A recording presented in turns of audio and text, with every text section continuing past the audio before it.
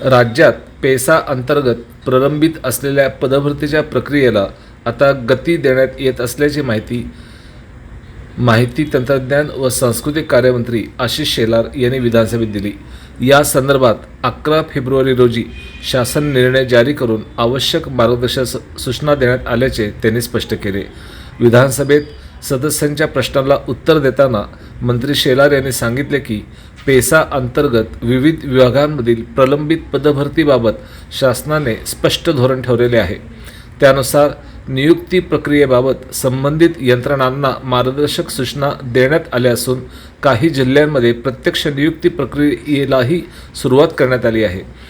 या संदर्भात अमरावती जिल्ह्याचे उदाहरण देत त्यांनी सांगितले की पेसा अंतर्गत मानधन तत्वावर कार्यरत असलेल्या कर्मचाऱ्यांना कायमस्वरूपी नियुक्ती देण्याची प्रक्रिया सुरू करण्यात आली आहे।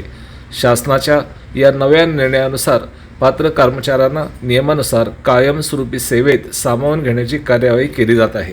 अध्यक्ष महोदय, सन्माननीय सदस्य राऊत साहेबांनी जो प्रश्न उपस्थित केला त्यातले एक उत्तर मी अगोदर दिले, पुन्हा सांगतो की 11 फेब्रुवारी 2026 चा जो शासन निर्णय त्याप्रमाणे आपण